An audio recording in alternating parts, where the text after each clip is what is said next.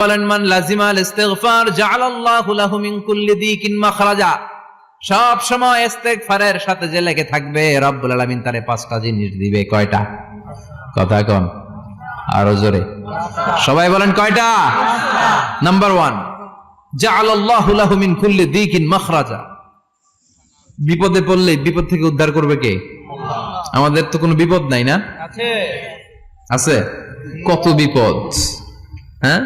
রাস্তাঘাটে দুর্ঘটনা হতে পারে, যে কোনো সময় ভূমিকম্পে পড়তে পারি, বজ্রপাত পড়তে পারে না, ঠেড়া বইরা মানুষ নাই, আছে না নাই? এই বিপদ আপদ থেকে আপনারা রক্ষা করবে কে? যদি আপনি ইস্তেগফারের সাথে আঠার মতো লেগে থাকেন। কিসের সাথে? কথা বলেন। ইস্তেগফারের সাথে লেগে থাকতে পারলে 1 নাম্বার হচ্ছে বিপদে পড়লে আপনারে মুক্ত করে দিবে কে? 2 নাম্বার ওয়ামিন কুল্লি হাম্মিন ফারাজা। যে কোনো ধরনের টেনশন, হাইপার টেনশন থেকে বাঁচায় দিবে কে? আমাদের তো টেনশন মেনশন নাই না? আছে। লাইফ নিয়ে টেনশন, বাঁচার টেনশন, মরার টেনশন, ক্যারিয়ারের টেনশন, রাস্তাঘাটে যানজট এটার টেনশন, পুলিশের দৌড়ানি, র্যাবের দৌড়ানি, বাড়ির ভাড়া, গ্যাস বিল, বিদ্যুৎ বিল, ছেলে মেয়েদের লেখাপড়া, কত টেনশন। এই সব টেনশন থেকে আপনারে মুক্ত করে দিবে কে? 3 নম্বরে ওয়ারযুকহু মিন হাইসু লা ইয়াহতাসিব। এমন জায়গা থেকে আল্লাহ আপনার রিজিকের ব্যবস্থা করবে আপনি কল্পনাই করতে পারবেন না। সুবহানাল্লাহ পড়ে। 4 নম্বরে সবসময় ইস্তেগফার যদি পড়া হয় আল্লাহর কোনো আযাব ওই বান্দার উপরে আসে না। ওমা কানাল্লাহু মুআযযিবাহুম ওয়া হুম ইস্তাগফিরুন।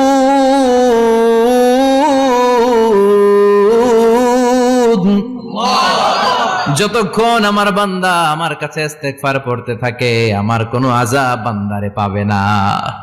যতক্ষণ ইস্তেগফার পড়বেন আল্লাহর কোনো আযাব আপনার উপর আসবে না। 4টা গেল। 5 নাম্বার, বারবার ইস্তেগফার পড়লে রফিক ভাই আল্লাহ আপনারে মুস্তাজাবুদ দাওয়া বানিয়ে দিবে। দোয়া করা মাত্র কবুল করে নেবে কে? আল্লাহ। মুস্তাজাবুদ দাওয়া বুঝেন তো? মানে যিনি হাত তুলতে দেরি কবুল হতে দেরি হয় না। বারবার ইস্তেগফার পড়ে দেখেন যে আপনার দোয়া কেমনে কবুল হয়। ইমাম আহমদ ইবনে হাম্বলের নাম শুনেছেন? হাম্বলি মাযহাবের প্রতিষ্ঠাতা। হানাফি, শাফিঈ, মালিকি, 4 নাম্বারটা আপনারা বলেন। হাম্বলি। এই হাম্বলি মাযহাবের ইমামের নাম আহমদ ইবনে হাম্বল। জগৎ বিখ্যাত মুহাদ্দিস। একক স্বতন্ত্র হাদিসের কিতাব হিসেবে পৃথিবীতে সবচেয়ে বড় যে হাদিসের কিতাব ওইটার নাম মুসনাদ আহমদ ইবনে হাম্বল। 40,000 হাদিসের কালেকশন আছে এটাতে। এই ইমাম আহমদ ইবনে হাম্বল ওনার শেষ জীবনটা হাদিস পড়ানো, হাদিস কালেকশনের জন্য ব্যয় করেছেন। শহরের পর শহর, দেশ থেকে দেশ, দেশান্তরে ঘুরতেন একটা হাদিসের জন্য। উনি সফরে বেরিয়েছেন হাদিস কালেকশনের জন্য। প্রচন্ড শীতের রাত, উনি মাগরিবের নামাজ, এশারের নামাজ পড়ে একটা মসজিদে শুয়ে পড়লেন আর শুয়ে শুয়ে হাদিস পড়তেছেন। কি পড়তেছেন? কথা বলেন।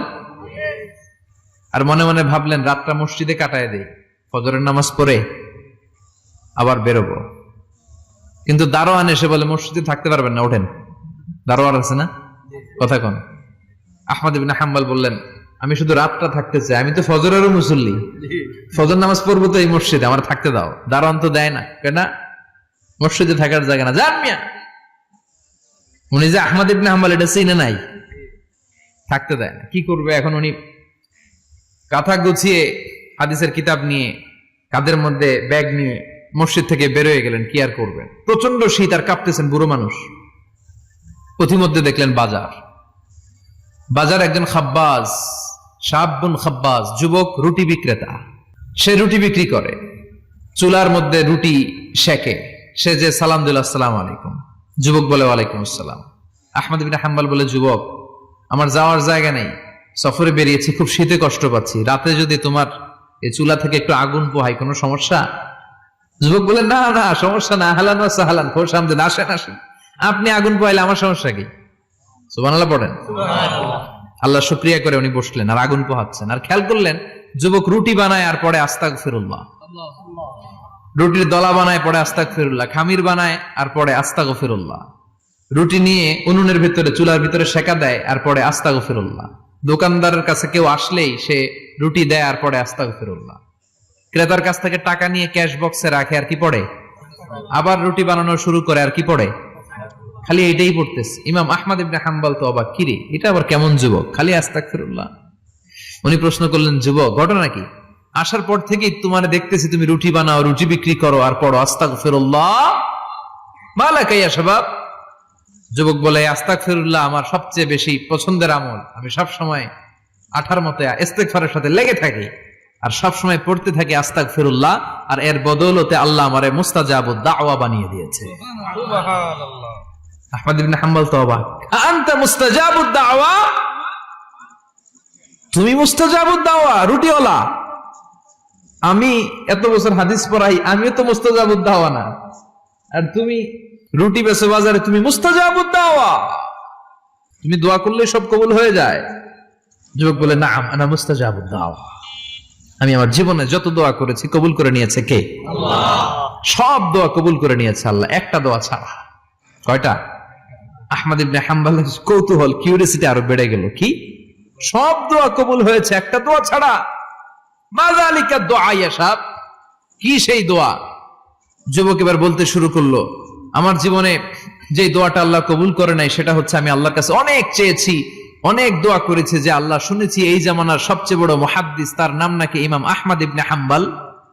আল্লাহ তোমার কাছে আমার চাওয়া, আমি যেন এই ইমাম আহমদ ইবনে হাম্বলরে দেখে মরতে পারি, আমি যেন ইমাম আহমদ ইবনে হাম্বলের হাতে হাত রেখে মুসাফা করতে পারি আর তার কপালে একটা চুমু এঁকে দিতে পারি।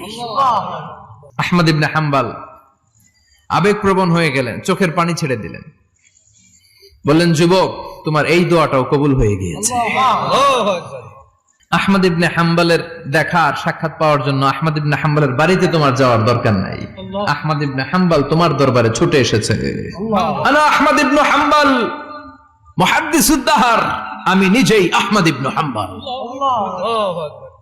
যুবক চোখের পানি ছেড়ে দেয়, আহমদ ইবনে হাম্বল চোখের পানি ছেড়ে দেয়।